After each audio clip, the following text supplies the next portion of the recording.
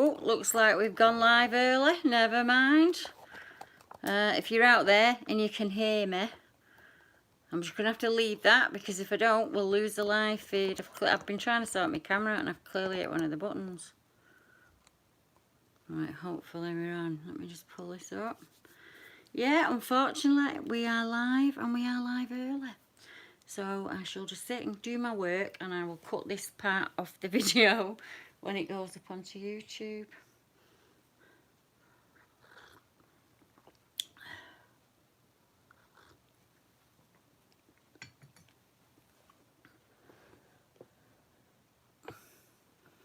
Everyone's early, Matt, unfortunately. I was just sorting my camera out, and I think must have clicked live, and I've gone live early, so not to worry. I'll just have my cup of tea and waffle on until people get in the room. Quite a big live feed tonight. We've had lots and lots of reports come in. Many of them Dogman Reports. They seem to be flooding in at the moment.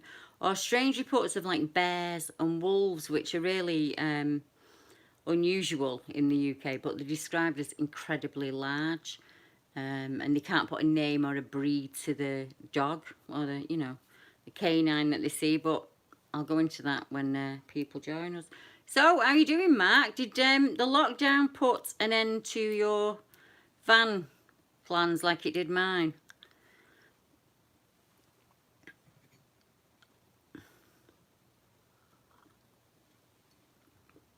Hello, Kieran. We've gone live early, I'm afraid, so you'll have to bear with us. Hey, Naz.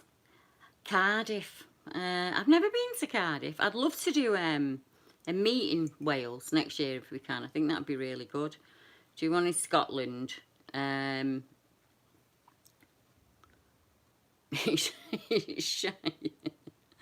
Well, I don't think so. We've got some really decent reports down there, and some really good Dogman reports in Wales. Wales got a long history of werewolf and Dogman reports. Same for me, Mark. I've had to put it on hold, but obviously because of the COVID, we can't get anywhere to look at a van or to view a van, and everybody's jumped on board with the van life thing, haven't they? And they've just skyrocketed the prices. So we're going to start looking at possible ex-police vehicles or ex-ambulances, because they're pretty decent made, and be a quick refit. We'd only have to chuck a bed in and we'd be sorted. I'm just reading your comments. See, normally I'm really on the ball with my live feeds now, but I enjoy talking with Paul. I always enjoy talking with Paul.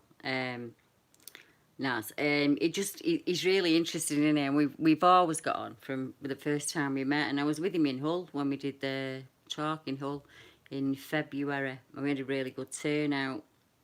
And I was going to invite him down to the conference to see if he wanted to just come along as a guest. But unfortunately, due to government restrictions, we've had to call it off. But I will go into that when we get started. That's probably, honestly, Mark, I think they're better vehicled. I don't think they have as many miles on them. They're really well made. They have a decent amount of storage. And a lot of the storage you can access from outside the van or inside the van. All the electrics in there, the battery's already in there. So if you can get one at a decent price, and you just, like with us, we'd be using it as a weekend out. But I know people who are living in them full time, because they don't have to do much in them when they're already in there. But for me, I just need something with a bed in, and obviously a restraint, so that I can be in the bed when Mark's driving the car. And then I'll just use my camping gear, which is pretty basic. I'm not really, Gordon, I don't really know much about vans. I only know vans from a living in them point of view. My husband knows about engines and things.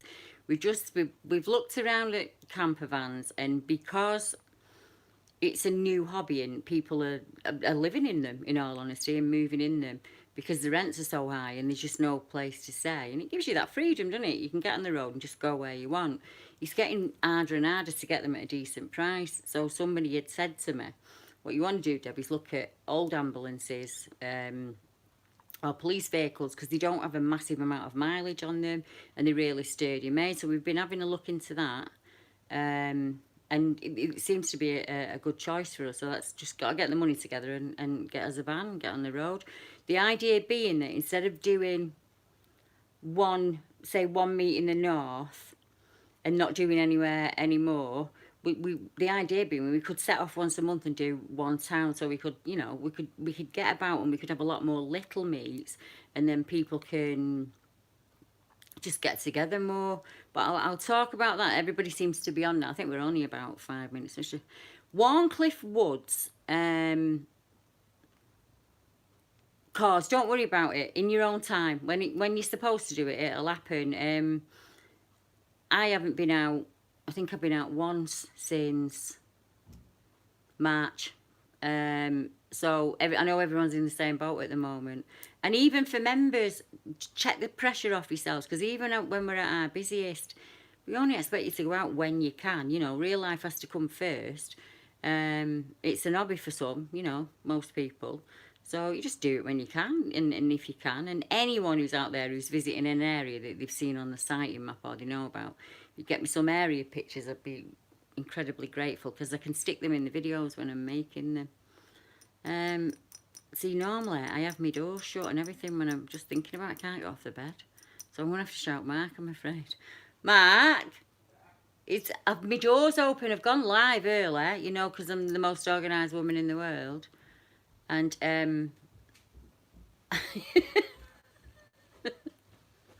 sorry, darling, will you do me a cold drink at some point? Somebody's just sent me 18 photographs to go through on Facebook there, but you know, that's how it is. Right, shall we get going? Oh, we're still a little bit early, aren't we? Never mind. Just the idea being, Gordon, it'd be nice, to get me around the country, because travelling's quite hard on me. So, like, even if we just nip to Yorkshire, it takes me days to come round. But the idea that I'd have me bed there and I could just do everything we do, you know, Mark does most stuff anyway. So, and Karen's so was happy to jump in and give me an hand as well. We could just get more places and see more people and get people talking to each other.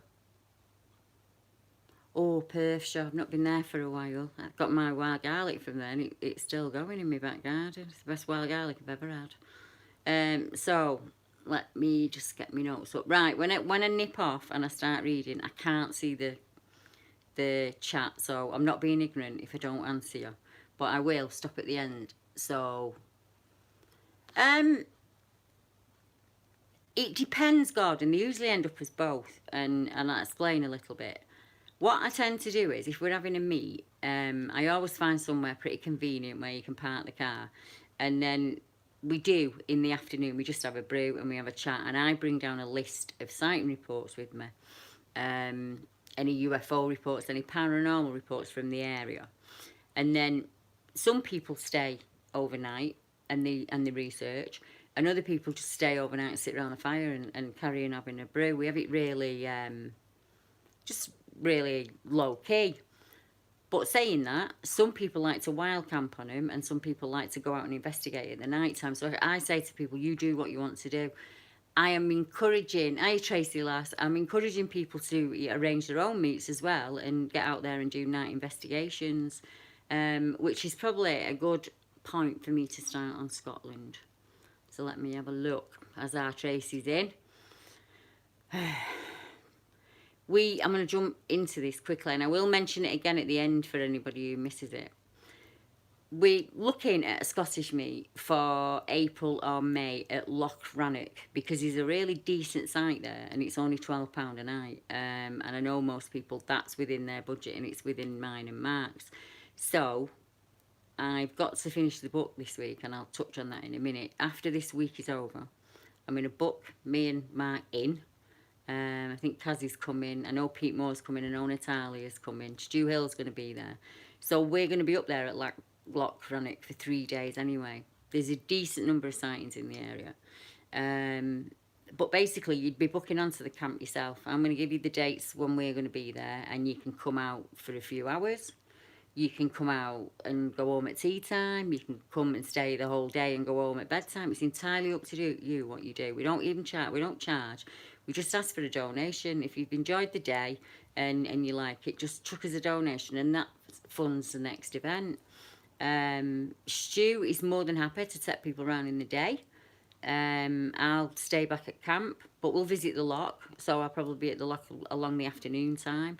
But I'll give you an itinerary so you know where people are going to be at what time. Peter said he doesn't mind doing a sky watch for people, or we'll do a seance one night, sit around the campfire, you know, put a brew on, you lot have a drink if you have a drink, that kind of thing. And we'll just keep it friendly, and it gives everybody a way of just meeting up and chatting about like-minded things, and that usually on a meet. Some people will have seen cryptid, some people will have seen have experiences with ghosts or UFO or other kind of events like missing time and things like that. And then we just all have a chat about just normal general stuff. We just usually have quite a laugh, to be honest. Oh, is that where you go, Tracy? Loch Rannoch? I've never been, right? And Stu's been a number of times, and he sent me some photographs about a month ago. And I said to him, oh, that site looks absolutely beautiful, but it's way out of my league. I couldn't afford those prices. And he said to me, it was only £12 a night, Deb. So I was like, right, let's get booked in, and let's see if anyone wants to come up and either spend the weekend with us or just come out for a few hours. So if you are a member, I will email everyone next week with a link to the site and the days and the times that we're going to be there. And if you just tune in on YouTube or Facebook or something, like, don't worry about it. I'll do a little video giving the dates and the time, and I'll put it out so you won't miss out on anything. And as Tracy says there, it's absolutely stunning. I know you can fish the loch, so if you're into fishing, bring your gear. And I also know, for anyone who's not into camping, I checked, there's a number of B&Bs in the area, and some really nice hotels in the towns. So if you just fancy driving in and out and staying in a really nice place, then do that by all means, and just come out and meet us, and feel free to sit at the side of my fire till you know you want to go out. And obviously, as you can see, people are speaking now. They will know more about the area than me, and there might be some places where we could have a look round, have a bit of a, you know, a bit of a look for structure, things like that. I will bring all of the sighting reports down with me, and we can discuss them. And I always bring a map with me so you can see where we're situated compares to those sighting areas. So let me have a look. Have I covered all of that? Yeah. So right, that's the Loch Rannoch trip. Let's get started. I am sorry I have been offline.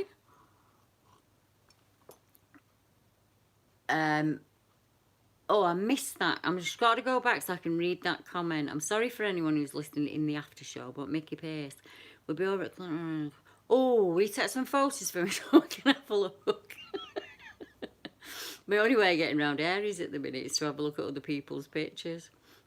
Right, as I say, I've been offline for a simple reason. As you know, when I did the first book, I did it when my dad was poorly and when he was passing away. And I did tell everybody that the next book would be out 6 months later, and that doesn't happen. It just didn't happen. My health's just not been what it should be, and one thing's got on top of another. So, long story short, because the conference has been cancelled, kind of a bit of a downer, 14 months work for absolutely nothing for me and the speakers. I just thought, use the time to finish the book, Deb. So that's what I've done. We're just a proofread away.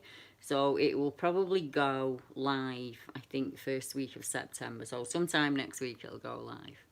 And obviously I'll add a link so that you can get it. I'll make sure I put it up on YouTube, and I'll put it on, you know, everywhere so you can have a look. Hi, Tim. The book's about, a lot of people said, oh, can I have a sneak look at your book? And no, you can't have a sneak look at my book, in all honesty, because I've not finished it yet, and there's probably still loads of spelling mistakes in it and all sorts. But yeah, it's a compilation of around 60 dogman, werewolves, shucks, whatever name you want to give to it, upright, bipedal, canine. I'm just going to call them canine creatures. So it's over 60 personal experiences, witness accounts, that have come across something like that in the UK. But it's not just like that. I put some information in there that I haven't shared before. And we have a little look at some of the behaviours of these creatures, because things crop up in patterns, as you know. So there are certain things that I notice that go on within each sighting report. So the idea being, I've written about that in the book because I get asked it so many times.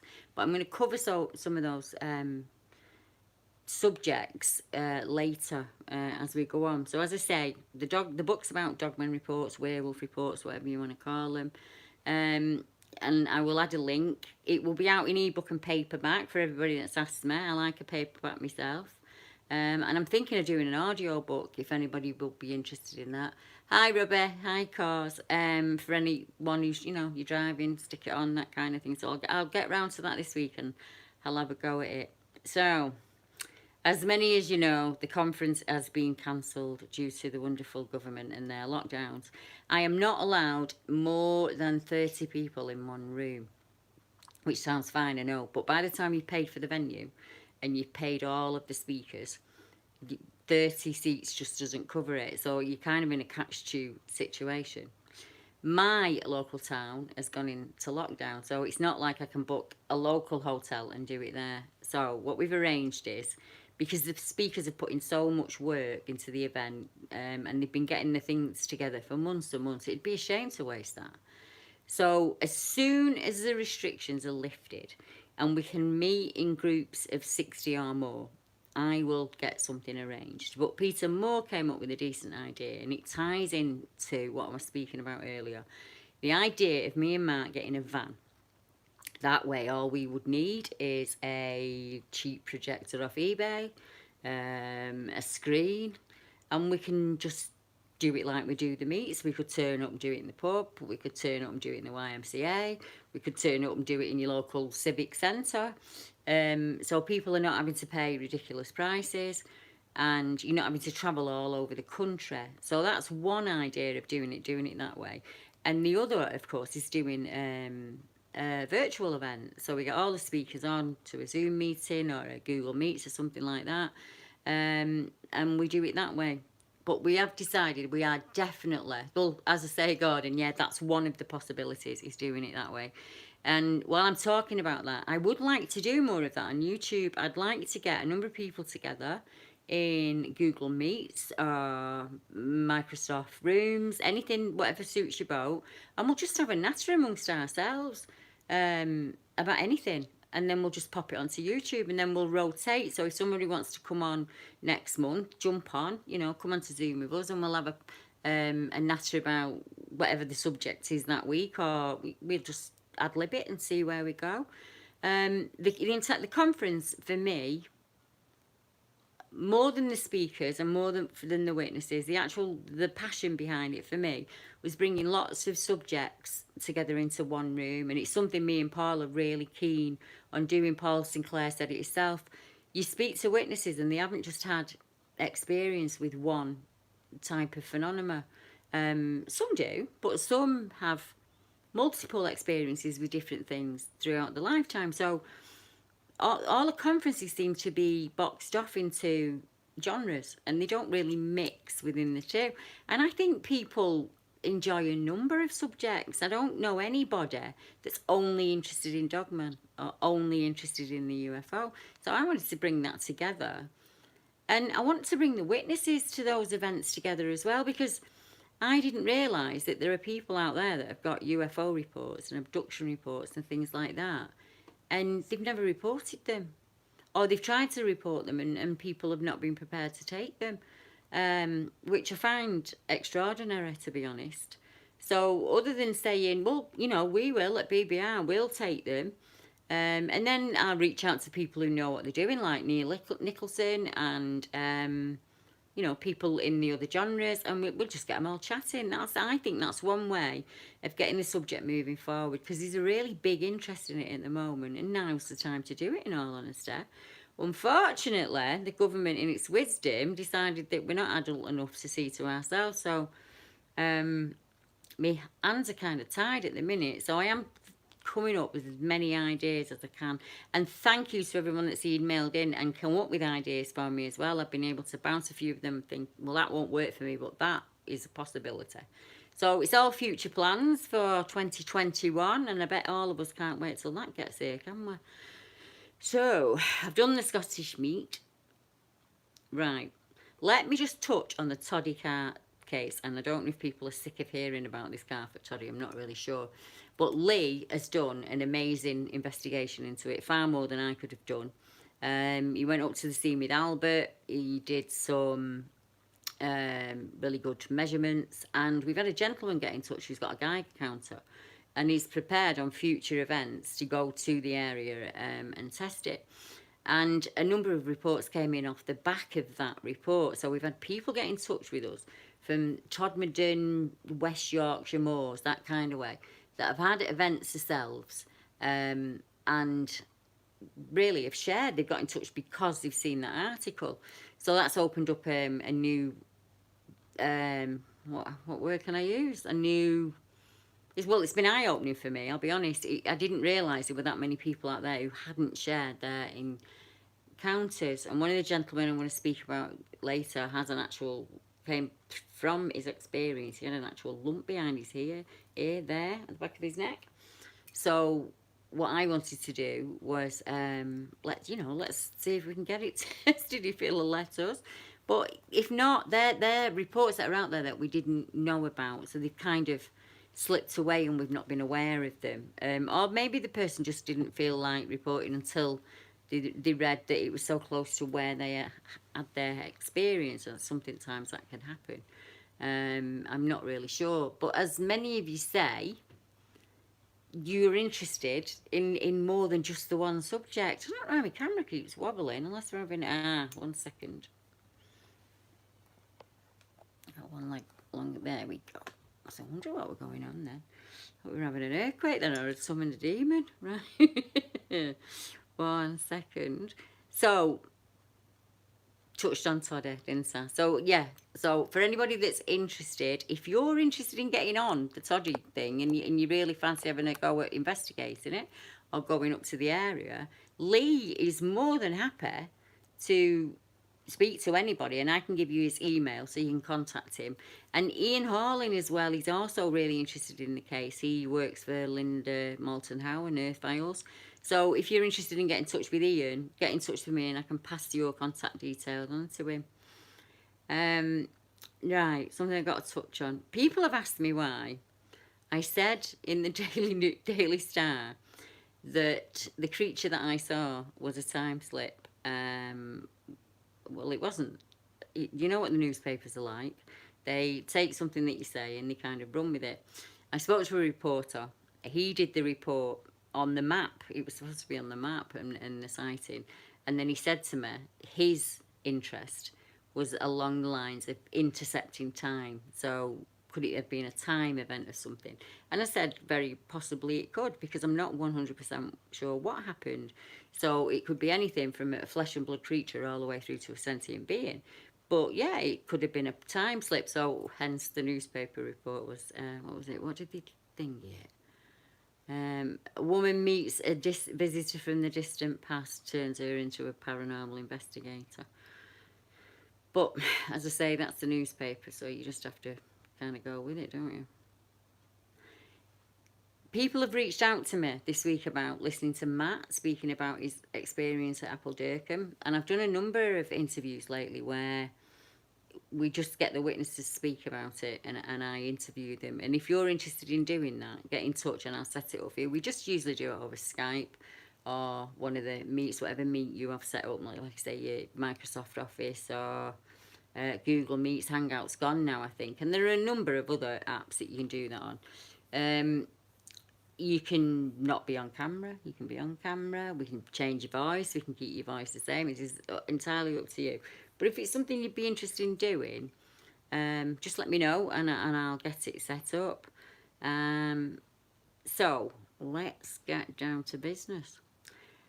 The toddy reports that came in on top of the car was one gent, and he was on Stainsfield Road in Todmorden, and he was walking down Stainsfield Road, and he came to near the dam, and about an hour and an hour and a half of time was missing.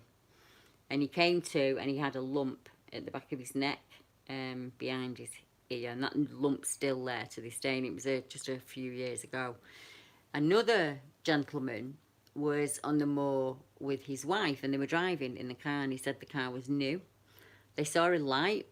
He was absolutely fascinated by it and wanted to go towards it, and she was just having none of it. She was absolutely scared to death, and made him get her back in the car.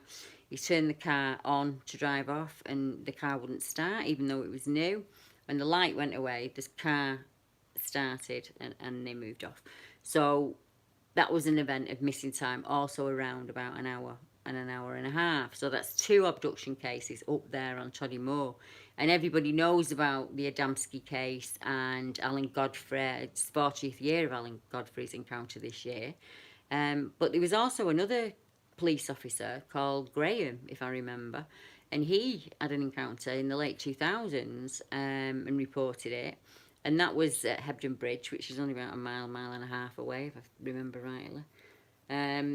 So that's the second police officer that's had an event in that area. So as I say, I've handed that over to Lee, and Lee's done that. He's also interviewed David Caton for us, and that'll be coming your way soon.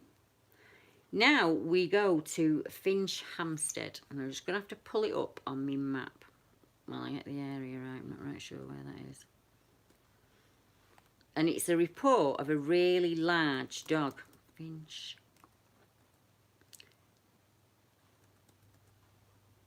Internet's really slow at the minute. Finch.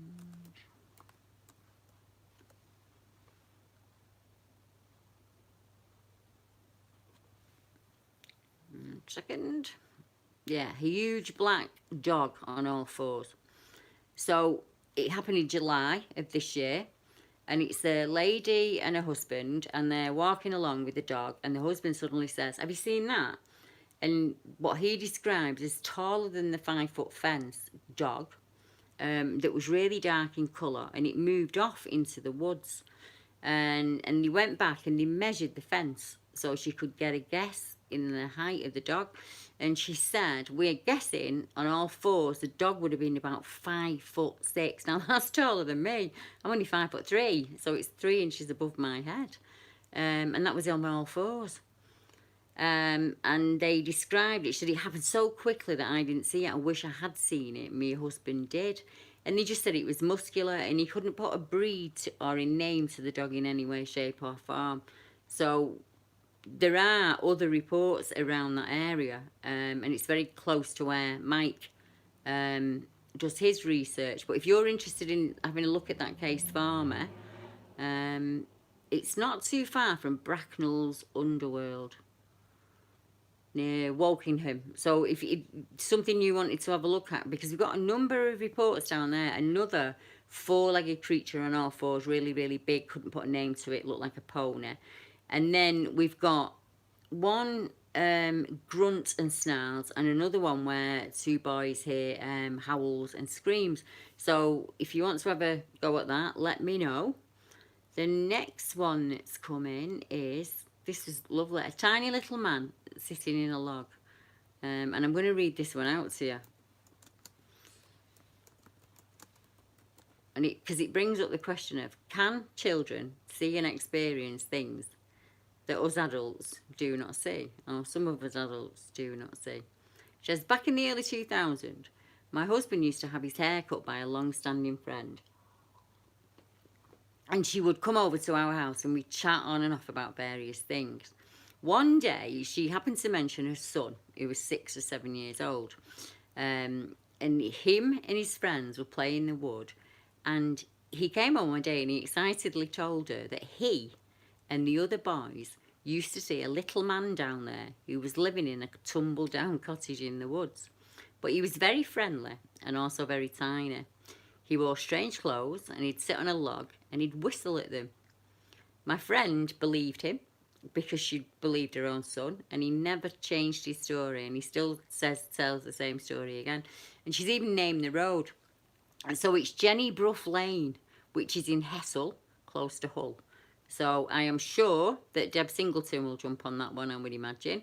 But if you're interested in having a look at that case, then we can, I'll just send you details over and you can have a chat to her. Yeah, I agree. I think some children, society turns them off, you know, and I also think that a lot of people come into their abilities, or they set their abilities when they're much later in life, kind of my age, when you're in your 50s, that kind of thing. But some people have the ability throughout their entire lives to still see beyond the veil.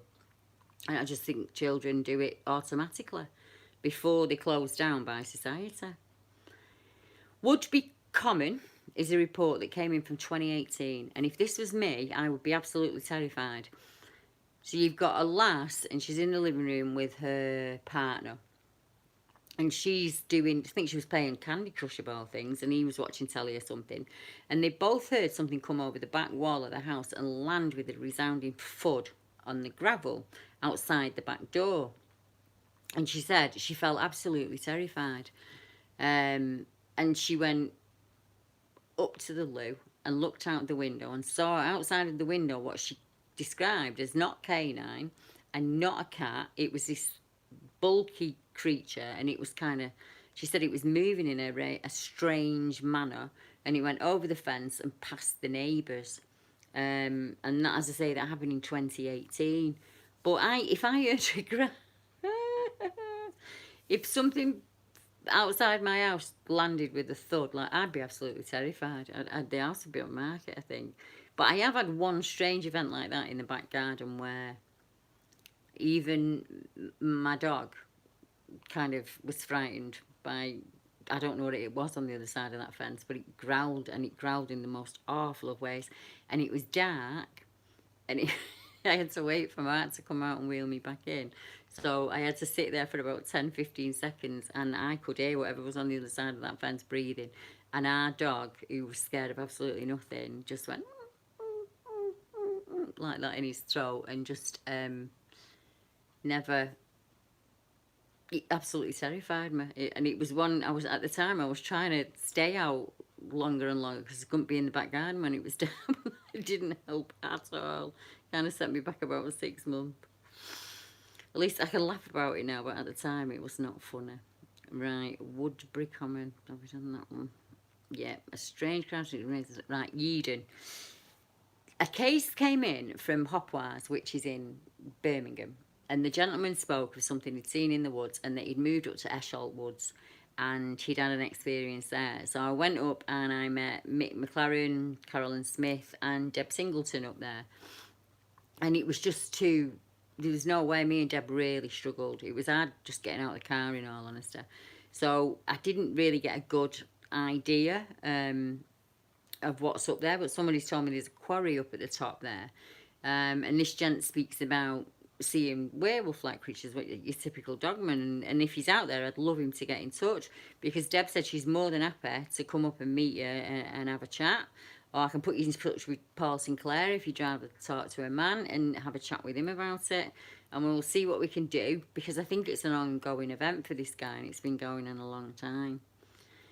Another report, 2006-2007, of 2 phantom dogs seen by a witness, but she saw them 2 years in a row, and she said it was a bigger dog that chased a smaller dog around, and it was almost the same event both times. So I'm not sure if that's residual energy that they're seeing, or some kind of time event with it, seeing it twice, 1 year after the other. The next one I'm going to have to read out, I think, is... One second.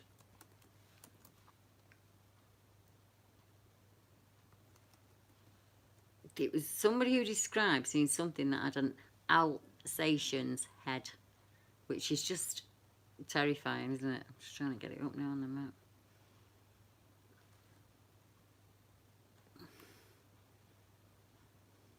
There we go. The internet's awful at me. I don't know what's going on. So he's saying the sighting happened about 20 years back in a place in Birmingham called Kings Norton. So basically this chap's been walking across the green, and he's seen this weird thing walking at the side of him, and I'm only giving you like a snapshot of it, obviously. I will bring it to you in a proper video when I'm not on a live read. Right. So he's walking. He says, I'm walking about a quarter of the length, and he glanced to his left and he sees a very tall man walking parallel with him across the other side of the field. He estimated that guy was about 7 to 8 feet tall, which made him look a little more carefully while still walking. He noticed to his surprise that guy had appeared to be an Alsatian's head. At first, he thought maybe it was a mask of some sort, but he could see that the creature's breath was coming from its snout, and there seemed to be fluid movement as it walked, so not like a man within a mask. He said, but it had clothing on. He said it was wearing a long dark coat, and it never looked at him. It just completely ignored the fact that he was there. And he said he panicked that much that his ass was chewing toffee, and that is an actual quote. And he just decided to speed off, and he did. And he just said he glanced to his left, and he was alarmed to see that it just matched his pace, even though he was running. But it just kept parallel with him at all times, but never looked at him, never turned and looked at him or anything like that. And he just changed direction and headed off. He was that frightened. And he said at the bottom, instead of crossing the brook that runs along the base of the field leading to a canal, he cut right up a small road. And just before he reached the road, he broke into a sprint, and he looked fully at it to see what it would do. It kept pace with him, but it didn't appear to be running, but it just maintained a parallel course at all times. He stepped over the brook, and he was away. And he just said that he's never been that area before, but obviously there's a lot more involved in the report, and I'll bring it to you in a much larger form. There's that many reports have come in, I'm trying to rush through them all. Right, the Drayton Manor Bear. Now, she says, I know this sounds silly, but at first I thought it was a large black badger. So it's two blokes, and they're out, and they've got the dogs. And Drayton Manor's in the Midlands, if I remember rightly. Not too far from Hopwas, the earlier report. And this chap said he's got two really big dogs, some kind of pit mastiff cross kind of thing. And he said they're huge. And what he first sees, he thinks is an oversized badger. But he said it was only when the dogs got near to it that he realised that the size of it was much, much larger than his dogs, and it absolutely terrified him, and he called the dogs back. And he said it just ran off into the bushes, but he said it looked like a bear. He would describe it as the back of a bear moving away. And then we've got a wolf standing on the path, and that's on the Forest of Dean. And it's my daughter and I were cycling on a common path through the woods up to Simmons Yacht. We were astounded to see a wolf standing right in the middle of the pathway. So if you're in the Simmons Yacht area, or you're interested in going out to the Forest of Dean and having a look into that report for me, or any of the reports that I say tonight, just get in touch and I'll send the complete details over to you. Another strange report that come in was from 2012. And this gent's walking along and he sees an animal pinned up in the middle of a tree. He said, and we keep on walking and we see another one. They're about waist to chest height. He said, and each tree had a different dead animal on it, kind of wedged in it. And he said, I can't remember the sequence of the dead animals, but there was like a chicken, rabbits, birds, that kind of thing, stuck within the trees. I'm just trying to find the area.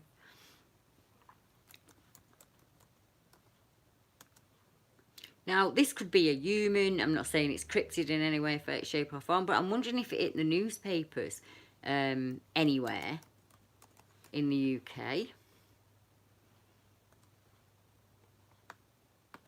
There you go. Why are you not there?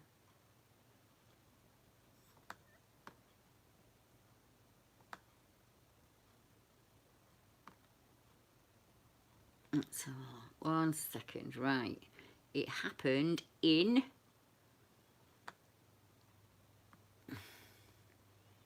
We're looking at what's the nearest town here. It's got to be Yorkshire, because we're not that far from Ilkley Moor. Harrogate, just to the south east of Harrogate. Spofforth, Kurt, Dayton, that kind of area.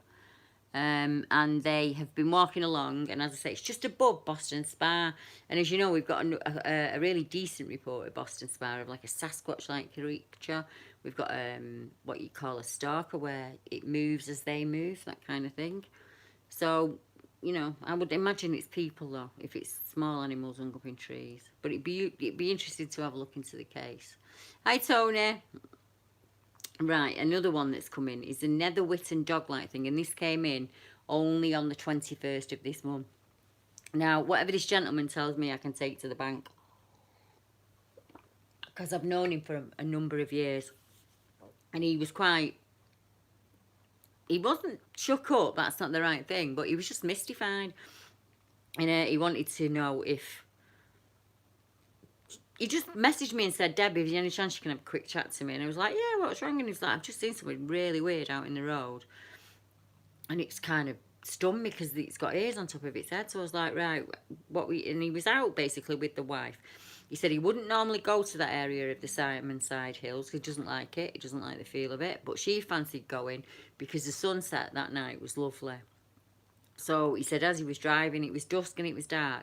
But he described what he said, that he said, when I passed, I looked to see, I think it was sheep that came out in the road in front of the car, and he said as they'd gone past, he looked to see what had scared the sheep out, and he said, I'm expecting to see like a dog or something like that. I looked in my rearview mirror and I saw something dark. I saw a set of shoulders, one arm and a head peeping out of the tree, and I said to him, what was the first thing you thought of when you saw it? And he went, Dogman, like just typical Dogman, like with the ears on top of the head. And that's in Netherton, and it's a recent case, as I say, because it was only the 21st of August, so about 8 days ago now. So if he is going to go back with another one of the members, and they're going to have a look at the area and see if there's anything there that can explain it. So just, you got to try and debunk, can't you? And that's what you got to try and do. So he said, I'm going to go back and see if there's a log there or something like that I could have mistaken for it, and go back in the day and have a look. But he just didn't like the feel of the area at all. Now, we were talking about vans earlier and people who live in vans, and it's becoming far more popular than people realise. There are lots and lots of people that, some average rents are over £1,000, aren't they? So if you're living in your van and you're only paying, what, probably a tenner a month for your propane, and you've got a decent solar panel, there's so many free places in the UK. You can actually join, it comes with a book, but you can get it on an app online. It's about 30 quid for the year, and they tell you about all the free parking spaces. Sometimes it's, you know, they're in pubs, or they're in like Asda car parks or Tesco. Some people park outside gyms and use the shower facilities and things like that. Become a massive crave, and people absolutely love it. And it's something I want to get into, because it's one way that I could travel the country quite comfortably. I could get rest after I'd met everyone and done whatever we've done. And it's just another way of getting around the UK. I really, really fancy it. So there's a couple, and they do this regularly. They live in the van. They live in the van full time. And she said, we were at, if anyone knows the Ouse, the Little Ouse, there's a camp there called Matchstick Camp. And she said, there was 3 of them there. There was her husband and a friend. She went for a pee in the middle of the night. And she said she just got this feeling. When you get that feeling that you're being watched and you know something's behind you. She said, I couldn't even get my pants up quick enough to get away from it. I was absolutely terrified. And as people know, there are a number of reports on the Ouse. And they're not that far, really. With Matchstick Camp, they're not that far, are they, from Thetford. But it was a really decent report. And she said, unfortunately, she was in Wales with her husband, and you park up, that's normally what you do, and then you go and have a look around, see if there's any food shops, and he needed a call of nature, and he said he went for a call of nature, and something shadowed him back through the woods to the van, and he said it was smashing and crashing things and making a right kind of racket in there, but it was keeping up with him. And I thought, it might be another witness source, people who live in vans, because they're staying out in the wilds places. And so I've been trying to reach out to as many people as I can in that culture to see if they've seen and experienced anything strange or weird. Because we have a report at Snowdonia, and that was from a lady who, not everybody can afford to stay in a BB or a hotel, so some people stay in the cars. And me and Mark have done it when we've had hospital appointments, and say he's had to get me to the hospital for like 6 a.m. or 7 a.m. That's absolutely impossible for us. But it takes him all this time to get me up, get me off the bed, you know, get me moving. So what we'll do is make the car as comfortable as he can, and we'll just go and sleep in the car, and then that way it's much easier.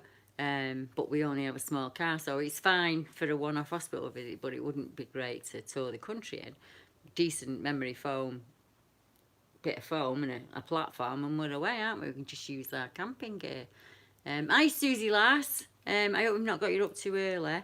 And if we have, go back to bed when we've finished and have a rest, get your feet up.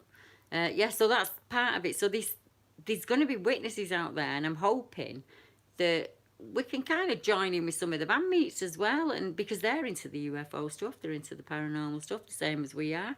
They have their own experiences, and it'd be nice to yeah, you can get a blow-up bed for the back seats. You can, but honestly, our car's really comfy. It's kind of made for me. So when we flatten the back seat out, it's absolutely fine. And we've always got like we have the camping roll mats in the back and everything, and our sleeping bags are like to 30 below zero, so we're incredibly comfy. And sometimes it's nice for me because a 2-hour journey is nothing to someone, but for me to sit in a car with it moving like that, oh, my spine, it just sets all my nerve damage off. So I can go somewhere that's only like 40 minutes away, 50 minutes away, and I'll be wiped. And Mark will say, right, come on, have a kip in the car, take your pain meds, have a kip in the car, and then when you woke up, we'll go and have a drive round. And so we do things like that anyway. So the idea of having the van, it'd be ideal. And when I was a kid, we were never at home weekend, or as soon as my dad finished work that week, we'd go off somewhere and we'd stay in the van, or he'd go fishing, and it's just quite normal for me to do that. What do you need? Like two, it's only me and him, 2 cups, 2 plates, a fork and a spoon. You know what I mean. We're not fancy because we haven't got the money to be fancy, and we have all that kit anyway because of the tent. And we have a huge teepee because that way you can get like a wheelchair in it and things like that. So like Mark said, we could use that on the meet so people can go to the loo, so a bit of privacy, that kind of thing, because we have a portaloo and everything, we have equipment. And if doing the meet's all we'd need, at the moment we can meet in 30, so that's ideal for a meet. We probably pull around 20 people at the minute anyway, so under 30 is fine.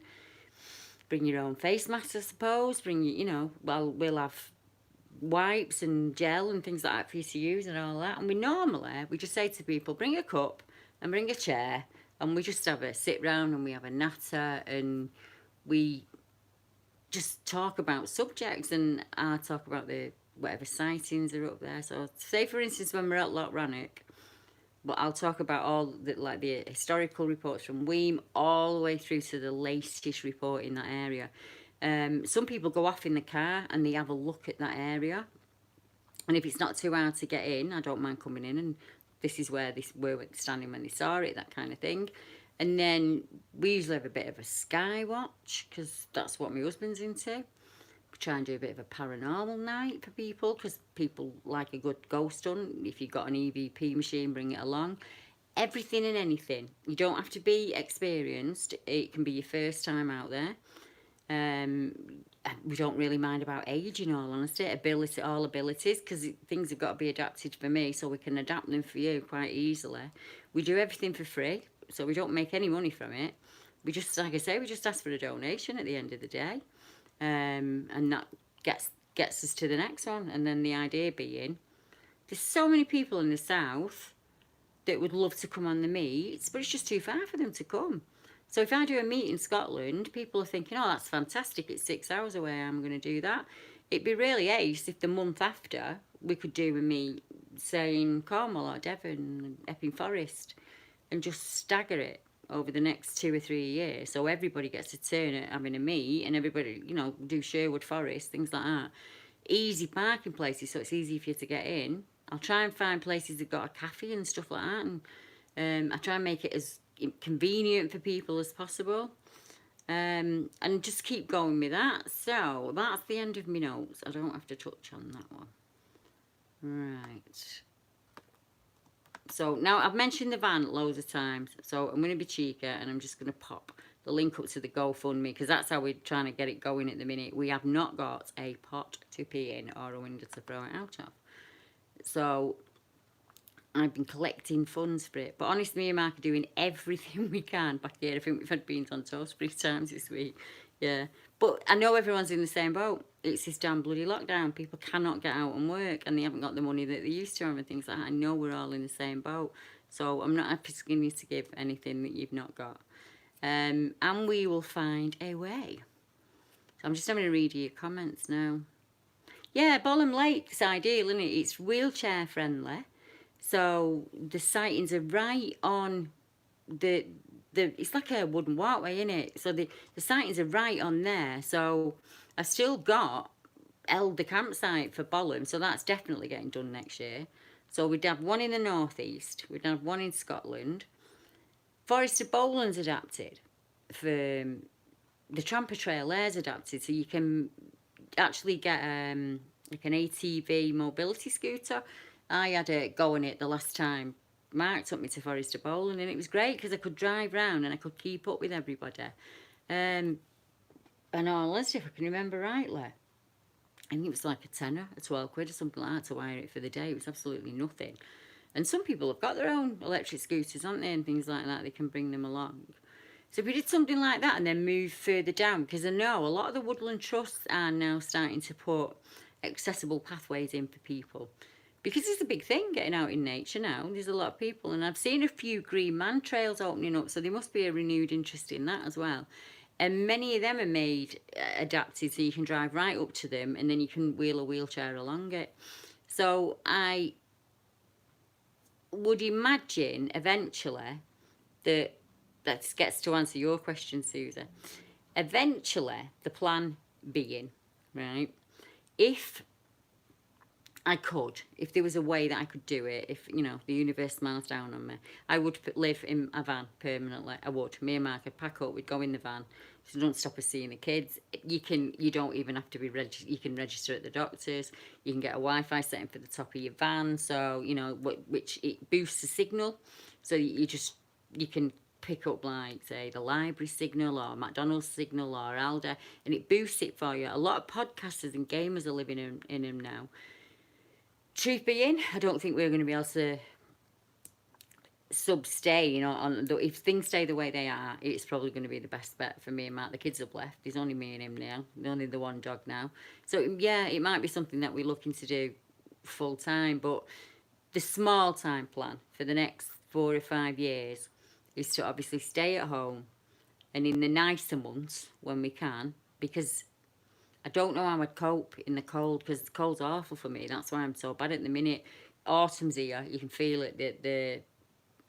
I said to Mark today, look at that, all the acorns are on the trees. It's definitely here. You can feel that nip in the air, and it's been a bad week for me this week. I've not been able to move much. So the idea of being out in the van in the winter time might not be brilliant, but I mean, you can get heaters, can't you? And as I say, our sleeping bags are decent.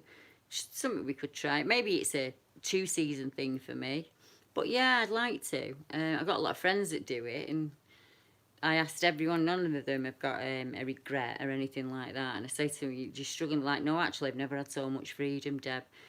All the things that you want to do that you can't do when you got your kids. But you know, I'd love to go around Britain, and my dad took me to every single river in the UK, and you think there's 55 estuaries and the streams that come off them, and my dad took me to every single one, and I'd love to be able to do that for my grandkids. And I can be in Wales from my house in probably about an hour and 20 minutes in the car, so I can be in another country in an hour and 20 minutes. So we could do a meet in Wales. We could do a meet anywhere. If we had this van set up, we can do a meet anywhere. But for now we can anyway, because we've got the tent. We just pack everything into the car and we come with the tent. So I'm just really get the book finished this week, and then just get some dates booked in and give people the agenda and let them work out where they want to come. The problem being, I think I'm going to have is, maybe people won't come out, but even if they don't, I'll be in a woodland setting. There'll be me and him. I'll have the time of my life, and then we'll drive back home the next day, and we're none the worse off, are we? It's a win-win kind of thing. But I really do think it's the future, because I think I'm not getting into COVID because it's just it's a minefield, isn't it? But what I'm saying is, I think the future might be that things are going to change, and they're going to change a lot. So it's always good to have a plan B.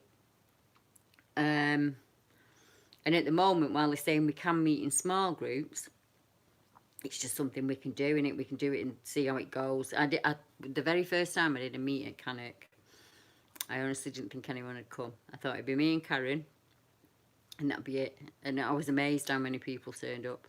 And exactly the same at Buxton, and obviously the Cannock meet after that. So people do turn up, and we have a really good laugh. So open invitation, really. If you're interested in it, just give me an email, and as soon as I know the dates, I'll let everybody know. So, if you're on my beans on toast, I've been on beans on toast and smart soup for about 4 months. And he's telling you, he's tweaking at me.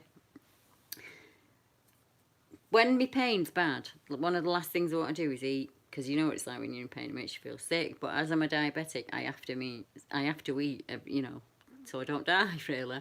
So beans on toast is one of my favourite things. I know it's mad, but it's my comfort food. I had it when I was a kid. And I'll say, when it's cold, I'll say, oh, I'm going to go home and have beans on toast.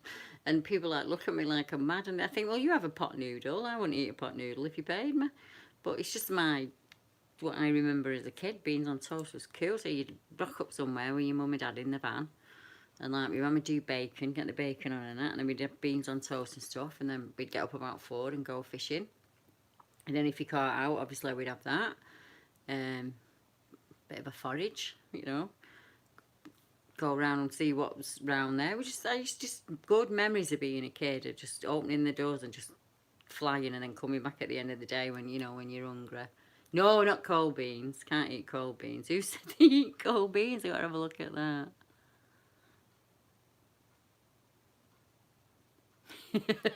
No, not cold beans for me. But you know, Susie, I like peas when they're cold.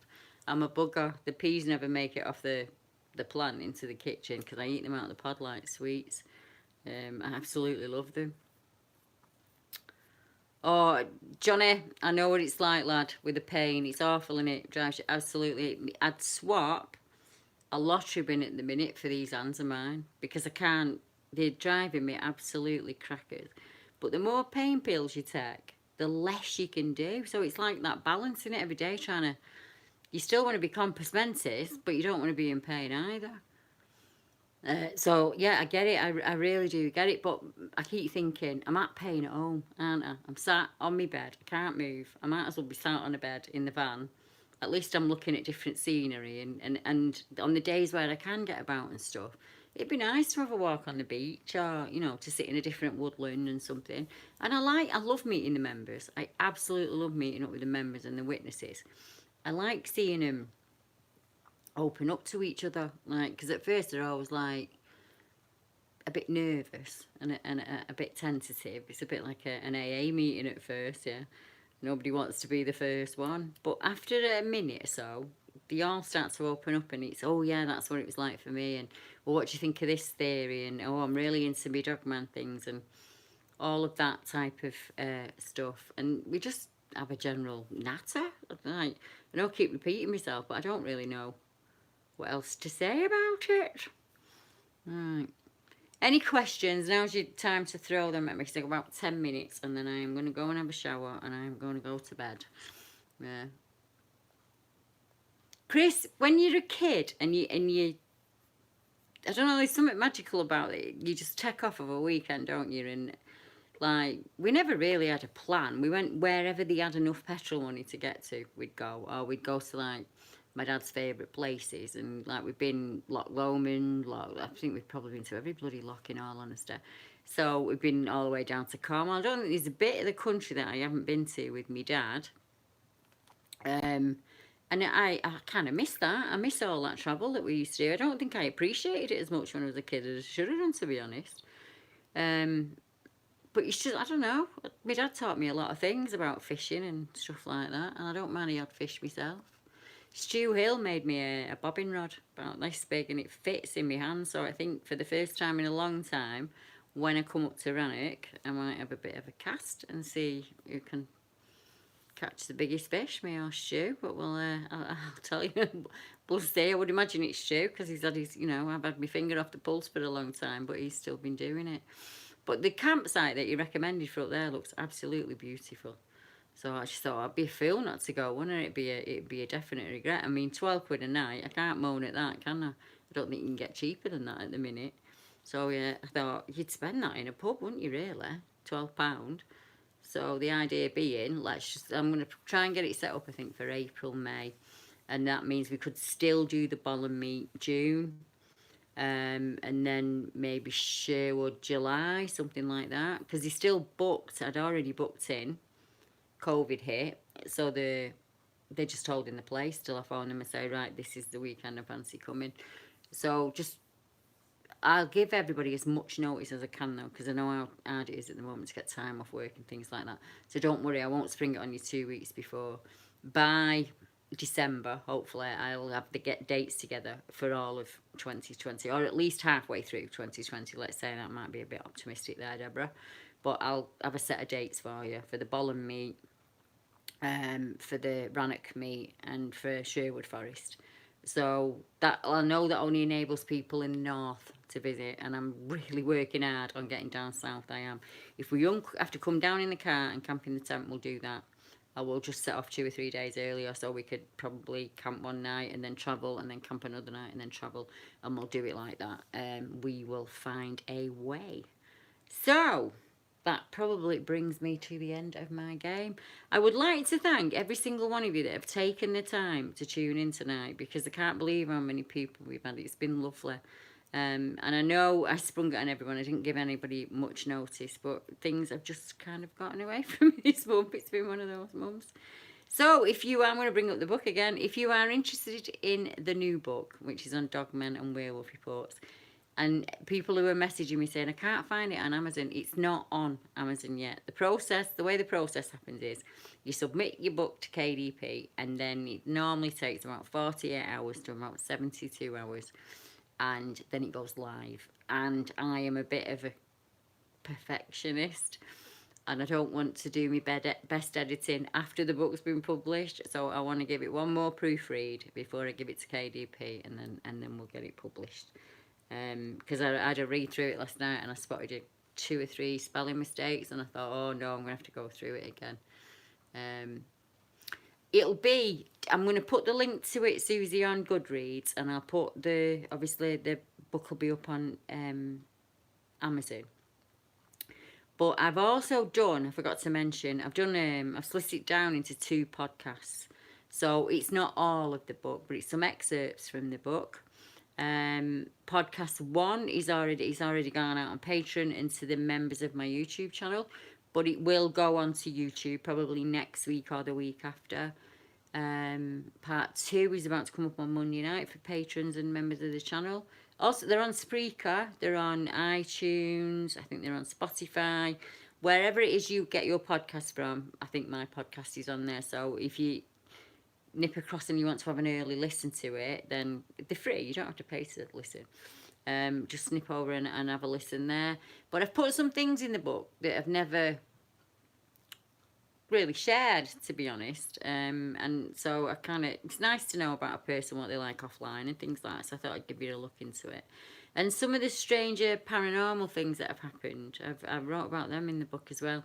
Because lots of people that have the sighting reports that have gone in them, not only have they